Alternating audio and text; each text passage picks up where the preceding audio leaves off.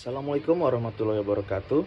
Halo teman-teman, perkenalkan nama saya Muhammad Inam Fadli dengan NIM 05780677 dari Program Studi Perencanaan Wilayah Kota dari UPJJ Samarinda.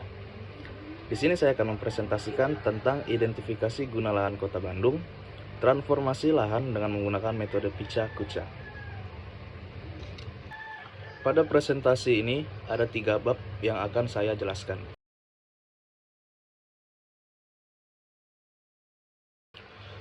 Konsep transformasi ruang memiliki 3 konsep, yaitu memahami tahapan perubahan lahan. Proses transformasi ruang ini berlangsung secara sistematis melalui fase penetrasi, invasi, dan dominasi, hingga mencapai tahap suksesi yang mengubah struktur guna lahan di Kota Bandung. Yang kedua, menilai dampak perubahan sosial ekonomi.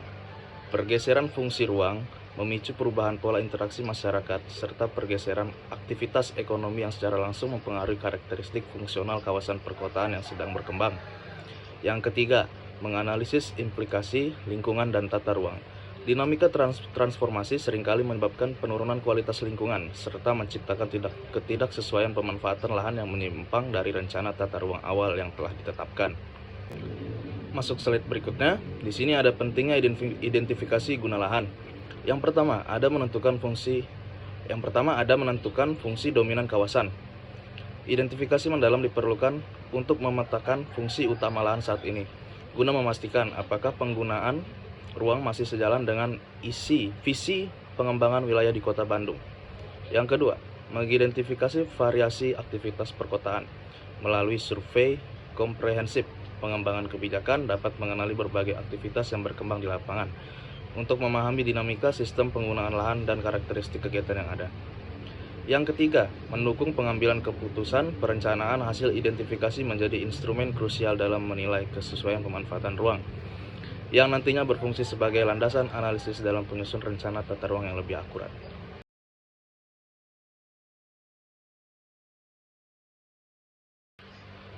Tujuan dan sasaran survei. Yang pertama ada analisis kesesuaian ruang. Melakukan pengkajian mendalam mengenai tingkat kesesuaian antara fungsi guna lahan yang ditetapkan dengan aktivitas aktual yang berkembang di lapangan, guna mendukung efektivitas proses perencanaan wilayah.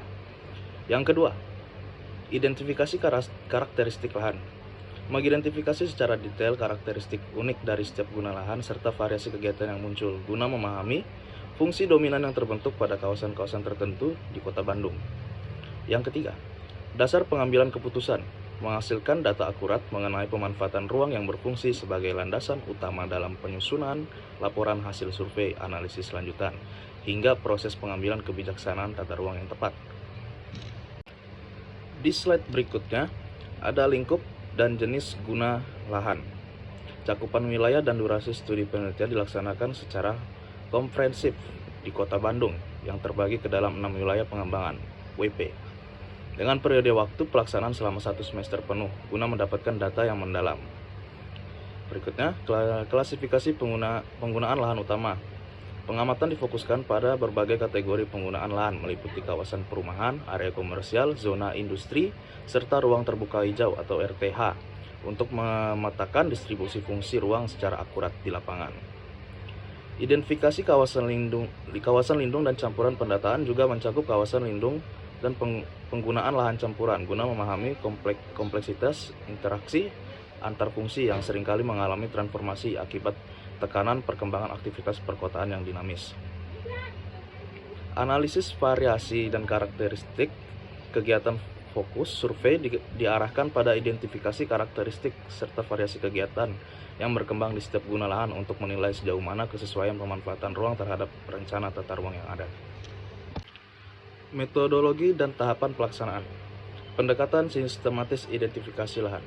Proses survei dimulai dengan pemahaman mendalam terhadap masalah transformasi ruang di Kota Bandung, guna menentukan kebutuhan data primer maupun sekunder secara akurat, komprehensif bagi perencanaan wilayah. Strategi pengumpulan data lapangan. Metodologi pelaksanaan melibatkan teknik observasi, pemetaan, dokumentasi, dan wawancara untuk mencari informasi karakteristik guna lahan secara variasi kegiatan pada 6 wilayah pengembangan yang telah ditetapkan sebagai area studi. Tahapan pengolahan dan interpretasi data. Setelah pelaksanaan survei lapangan selesai, Data yang terkumpul diproses melalui tahap pengolahan dan interpretasi guna menilai tingkat kesesuaian pemanfaatan ruang terhadap rencana tata ruang yang berlaku. Organisasi dan dukungan teknis kegiatan pelaksanaan operasional mencakup membentukkan tim koordinasi, penyusun instrumen survei, hingga pemenuhan kebutuhan pendukung, seperti perizinan dan peralatan teknis, untuk menjamin kelancaran pengambilan data selama 1 semester.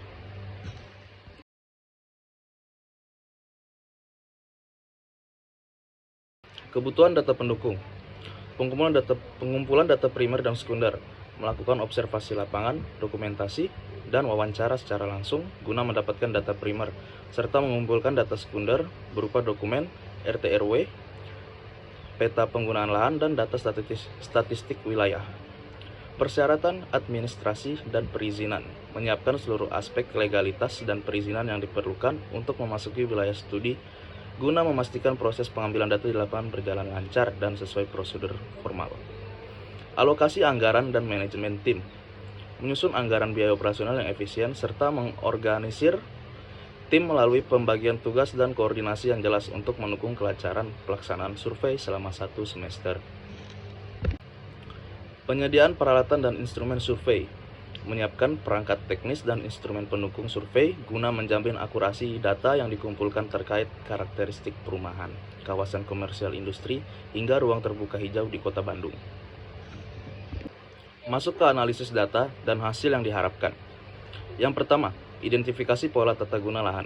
Melakukan pemrosesan data primer dan sekunder untuk mengenali tipologi penggunaan lahan di 6 wilayah pengembangan Kota Bandung, guna memahami fungsi dominan serta struktur spasial yang terbentuk saat ini.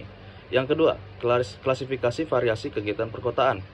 Menganalisis beragam aktivitas masyarakat mulai dari sektor komersial, industri, hingga perumahan guna memetakan dinamika transformasi ruang yang terjadi akibat proses penetrasi, invasi, dominasi, dan suksesi dalam ekosistem kota. Yang ketiga, evaluasi kesesuaian pemanfaatan ruang, menilai konsistensi antara kondisi lapangan dengan rencana tata ruang yang berlaku, sehingga dapat mendeteksi adanya ketidaksesuaian fungsi yang berdampak pada aspek sosial, ekonomi, lingkungan, maupun penataan ruang secara makro. Penyusun laporan hasil survei komprehensif, mengintegrasikan interpretasi hasil pengolahan data ke dalam dokumen teknis yang berfungsi sebagai instrumen pendukung pengambilan keputusan, serta dasar bagi penyusun rencana tata ruang yang lebih akurat dan aplikatif. Rekomendasi perencanaan wilayah masa depan memberikan kontribusi akademis dan praktis berupa wawasan mendalam mengenai karakteristik ruang kota yang esensial untuk mendukung proses pertumbuhan dan transformasi Kota Bandung agar tetap terkendali dan berkelanjutan. Masuk tahap terakhir di sini, manfaat dan kesimpulannya. Kontribusi akademis dan praktis memberikan pemahaman mendalam mengenai karakteristik ruang kota serta mendukung penyusun rencana tata ruang yang lebih akurat dan tepat sasaran sesuai kondisi lapangan.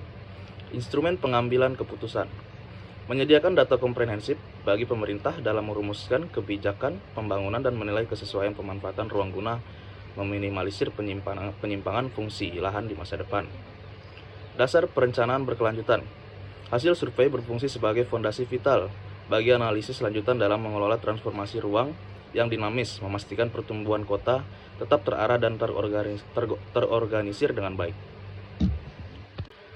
Sistem dinamika transformasi menyimpulkan bahwa identifikasi karakteristik guna lahan merupakan langkah krusial untuk memahami pola perubahan fungsi ruang akibat penetrasi, invasi, dan suksesi kegiatan perkotaan di Bandung. Demikianlah presentasi dari saya. Terima kasih banyak atas waktu dan perhatian yang telah diberikan. Semoga informasi yang saya sampaikan dapat bermanfaat. Kurang lebihnya mohon maaf. Wassalamualaikum warahmatullahi wabarakatuh.